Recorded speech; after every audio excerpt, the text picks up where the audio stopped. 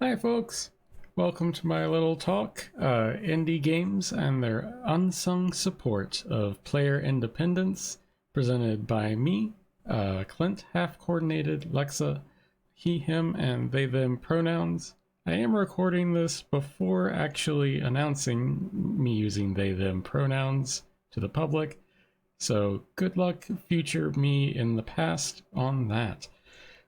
Diving right into it, indie development creates unique opportunities in accessible design. It also creates unique challenges. But with the opportunities, we do have greater creative control, so more choice on what decisions to tackle with accessibility. Often more focused experiences with less rules to consider and barriers to surmount with your various settings. And this also leads to a wide variety of solutions that get overlooked just due to the reality of indie games getting less publicity, or the indie games themselves not publicizing these various accessibility features that they have, and just that not being seen. I can't cover all the solutions in each game I'm going to be talking about today. There's just not enough time. But I am focusing on lessons you can hopefully apply to your own work. And first, I'm going to be looking at difficulty with Way of the Passive Fist.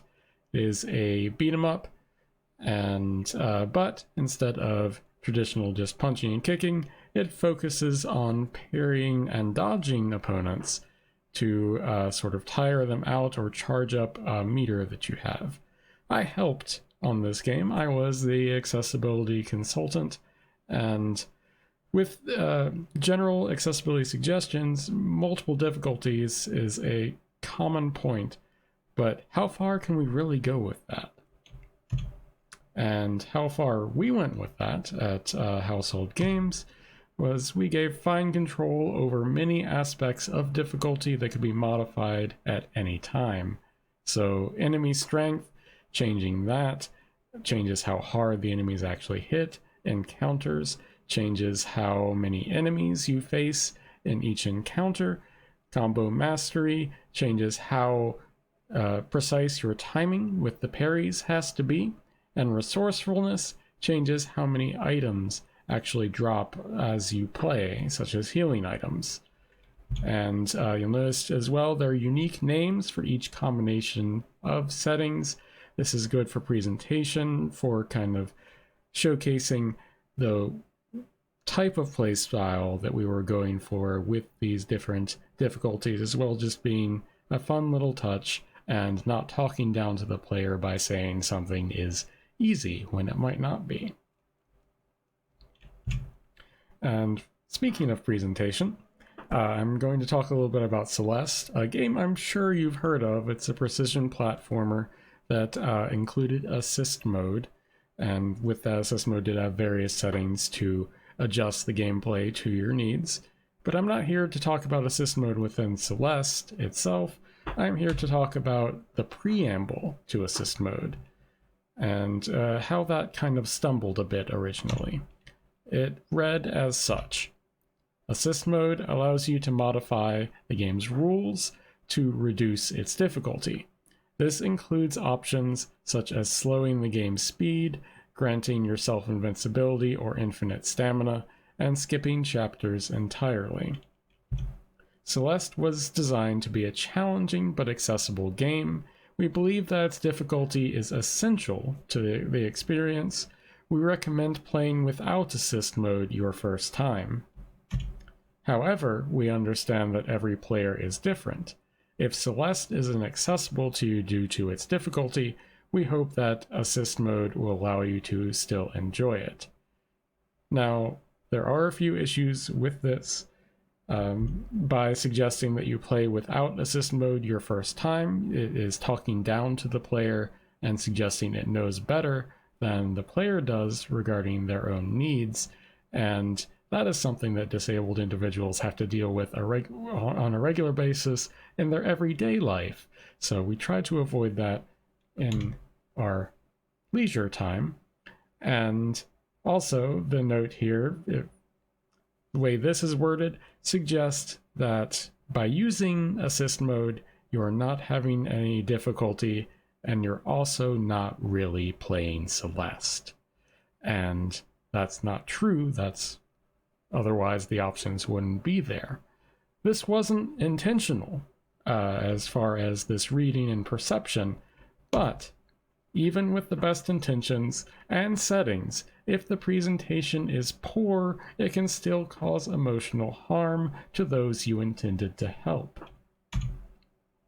Thankfully, the assist mode preamble was updated and rewritten with help from Morgan Swampcroft and myself. I promise I'm not associated with the remaining examples. It was added in the Farewell DLC update in September 2019, and it now reads, Assist mode allows you to modify the game's rules to fit your specific needs.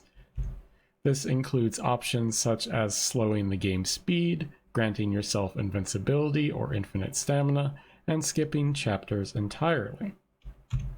Celeste is intended to be a challenging and rewarding experience. If the default game proves inaccessible to you, we hope that you can still find that experience with assist mode.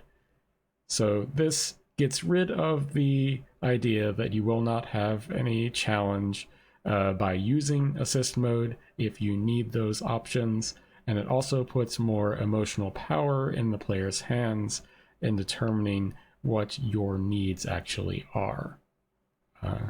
And I'm just very glad we were able to get that change in there. But with assists, Celeste was not the first game to include assists, although it definitely started a trend. I want to talk about an earlier title, Even the Ocean, and that was released November 2016, so a year and a half before Celeste, and recently August 2020 on Switch. It is a puzzle platformer and visual novel combination with a core dev team of 2 people, with one of them doing programming, and it is very good. I'm biased. I've played this game a whole lot, but it is very good. And I'm actually just going to bring up the actual game here, and that should pop up in just a moment. There we go. And we're going to go into the gameplay options. So among the options here, trying to focus more on assists, it has float movement. So instead of jumping, using the arrow keys or directional inputs to float around, you can use this to entirely skip platforming and go through walls, just no limitations. And no dying, so not just straight up invincibility, because damage actually changes the way you move, which is required for getting through the game clearly. So instead of that, you just don't die when you reach maximum energy of either color, and pass through gates. So there are gates that block your way to force you to solve puzzles. This sets it so if you're having trouble with the puzzle, or you just don't want to do a puzzle, you can turn this on and just walk straight through the gates. Sound effect captions display when important sound effects are played in game, and helper blocks that make the levels easier, so that adds extra platforms to help you cross gaps with less difficulty. And no hold shield lock is an interesting one. You have a shield in the game you can hold in 4 different directions, and normally you have to hold a direction, then hold a button to hold a shield in that direction, so it will stay held in that original direction. However, this option here sets it so the shield is always held outwards, and you tap the button in a direction to change what direction the shield is being held, instead of holding the button down constantly. A cloud indicator displays an icon when standing over ground that can be dropped down through. And there are also some cool options when you just start up a new file. So when you go into start a new game, just go in here, you get a few different options for how you want to start. You could play through the full game. It's pretty self-explanatory. Or you could just play the story. So this cuts out the puzzle platforming sections and very more intense dexterity-based levels and just focuses on the visual novel and town exploration sections of the game. There's also Gauntlet Mode, which is the opposite, focuses on the dexterity-based levels, the puzzle platforming, and there is Warp Mode, which is the full game, but you can choose any sort of section or chapter, so you could skip a section that you don't want to play or were having trouble with. And that's a lot of really cool things. There are some other things I didn't go over, but I'm glad we got to share a little bit of Even the Ocean with you today. And just going to continue onwards to audio with Inertial Drift. This was released this month. It's an arcade-style drift racing game with time attack and 1 versus 1 racing focus, which makes it kind of very focused and kind of pared down of an experience. But it's very effective at it and has a lot of great settings, but especially audio control.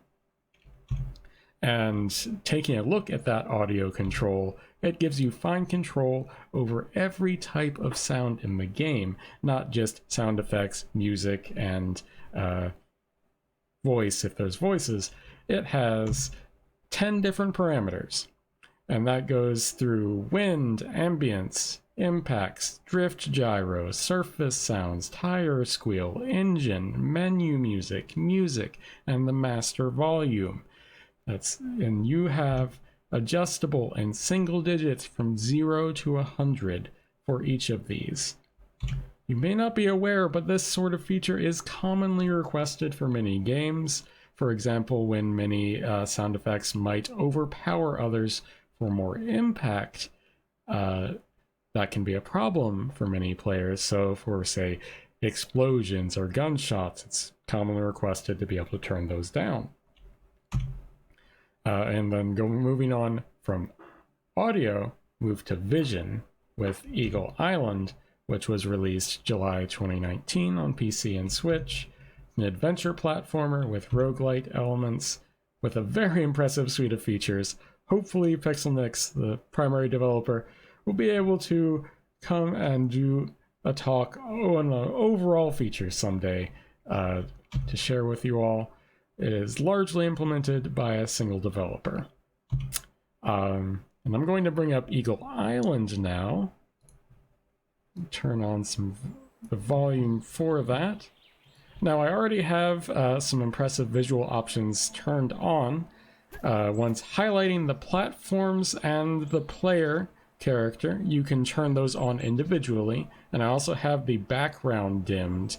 So the background is dimmed to 80%. You can do the cut out full blackness. But this really helps with clarity of seeing both the character and the platforms that you're moving around. So those are really cool options. And also helping with low vision is that it has speed settings. It has a text reader for you. So screen reader. Yes, that's the word I was looking for, screen reader. So volume 90%. It reads off the menu options very clearly and effectively to you, so just amazing implementation of that into the game. So just very cool stuff. And again, glad I got to share that too. Just gonna move right along. So you might be looking at this, and you kind of think, well, that's really cool, but I don't have time for all of that. And with Lair of the Clockwork God as an example, you probably do. This was released February 2020. It's a mix of point and click and platformer. Sorry for all the platformers, it just turned out that way. And they added several settings with a focus on dialogue. So for example, black letterboxing behind the dialogue, change the dialogue to white in color, and changing the font size, so it can actually be quite large. And other examples of things also showing the speaker's name. And there were a few other options that did get added later, such as screen shake, interact toggle, and platforming assist. Here's an example of the dialogue at a pretty large here. You see Ben saying you only graduated from Sidekick at Co-Adventure a little while ago. Pretty big text, and its default font is quite legible.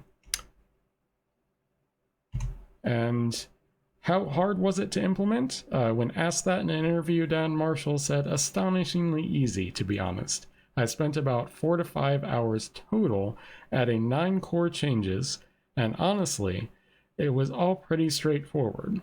Easy work, which is exactly what I need right now. In the scheme of things, that's probably less time than I spent choosing the color of the options menu, so it's worth doing. And I'll just echo that. It's worth doing, and you probably have the time to at least add a couple things to improve the lives of your players. Thank you for listening to me talk about several video games. I really appreciate it. I hope you all have a wonderful rest of your day, or evening, or night, whatever time it is where you are. Bye-bye.